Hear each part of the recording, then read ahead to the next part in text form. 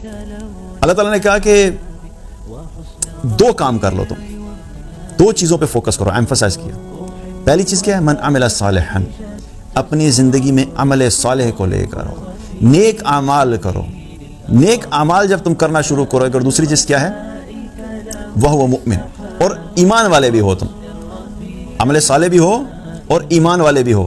اگر تمہارے عمل صالح والی چیز کورڈ ہوگی اور تم ایمان پہ بھی فوکس کرتے ہو، اپنے ایمان کو بھی بہتر رکھتے ہو، تو ان دو ایکشنز کے نتیجے میں اللہ سبحانہ تعالیٰ کی طرف سے کیا گارنٹی ہے کہ فَلَنُحْيِيَنَّهُ حَيَاتًا طَيِّبًا، کہ ہم تمہیں ایک پاکیزہ زندگی بسر کروائیں گے.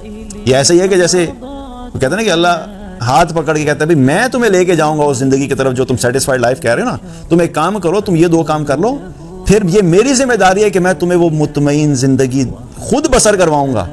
میں تمہارے لیے راستے کھولوں گا، میں تمہیں وہ راستے دکھاؤں گا، میں وہ تمہیں طریقے دکھاؤں گا، میں وہ چیزیں تمہاری زندگی میں لے کر آؤں گا جن کو تم اپنی ایک مطمئن زندگی گزارنے کے لیے چاہتے ہو. اور کئی دفعہ ایسا ہوتا ہے کہ انسان کو خود بھی نہیں پتا ہوتا کہ مجھے ایک سیٹسفائیڈ لائف کے لیے کیا چیز چاہیے، لیکن اللہ چونکہ ہر چیز کا علم رکھتا ہے تو اللہ نے رسپانسبلٹی لی ہے کہ تم یہ دو کام کر لو، باقی دیٹس مائی رسپانسبلٹی کہ میں میک شور کروں گا تمہیں پاکیزہ زندگی بسر کرواؤں.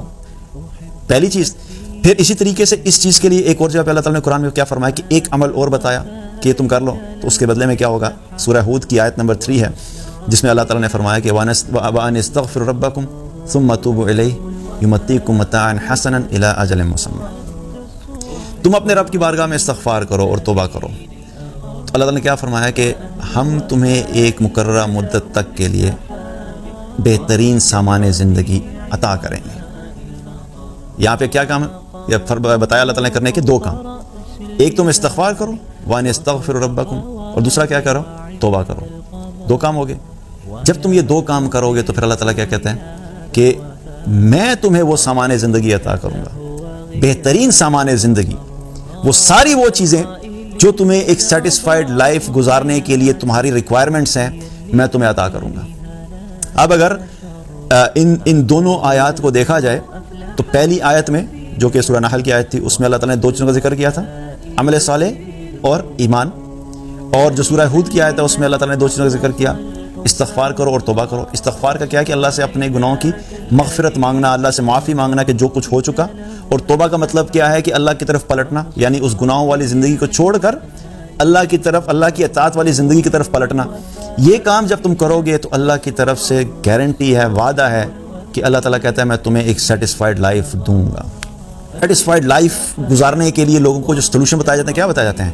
نہیں تم اپنی ارننگس کو ڈبل کر لو، ارننگس کو بڑھا لو، الٹرنیٹ ریونیو جنریشن سٹریمز ہونی چاہیے، اور تمہارے پاس اگر مال ایک جگہ سے آ رہا ہے تو دوسری جگہ سے کر لو، اور اگر تم چھوٹے گھر میں رہتے تو بڑا گھر لے لو، برانڈز نہیں پہنتے تو برانڈز پہننا شروع کر دو، اپنے سوشل سرکل کو جو ہے نا ایلیٹ کلاس میں جا کے بیٹھنا شروع کر دینا. یہ سارے سولوشن بتائے تھے کہ یہ تم کام کرو گے تو شاید تمہیں جو ہے نا وہ ایک سیٹسفیکشن ملے گی. اللہ سبحانہ تعالیٰ کے نزدیک ان تمام چیزوں کی کوئی ویلیو نہیں ہے. اور ان دو آیات میں آپ دیکھیں اللہ نے کہیں بھی یہ نہیں کہا کہ تم یہ کام کرو تو میں تمہیں مال دے دوں گا اور اس مال سے تمہیں سیٹسفیکشن ملے گی. تو جو سیٹسفائیڈ لائف کا جو کانسیپٹ ہمارا دین ہمیں دیتا ہے اس میں مال ایک چھوٹا سا کمپوننٹ ہے. میں ٹھیک ہے میں یہ نہیں کہہ رہا کہ مال ہونا ہی نہیں چاہیے. Again we don't have to be unrealistic. ہمارا دین ہمیں ان ریئلسٹک چیزوں کی بات نہیں کرتا. مال کماؤ، مال ضرورت ہے، ظاہر ہے مال اگر نہیں ہوگا تو مال کے بالکل نہ ہونے کی وجہ سے تو ایمان تو پھر ہمارا جو ہے وہ ڈگمگانا شروع ہو جائے گا. مال ضرورت ہے لیکن مال سیٹسفیکشن کی گارنٹی نہیں ہے. لیکن جب تم اللہ کی بتائی ہوئی آیات پہ عمل کرو گے تو اللہ اسی مال میں بھی تمہارے لیے سیٹسفیکشن ڈال دے گا اور اسی مال کو تمہارے سکون کا سبب بنا دے گا.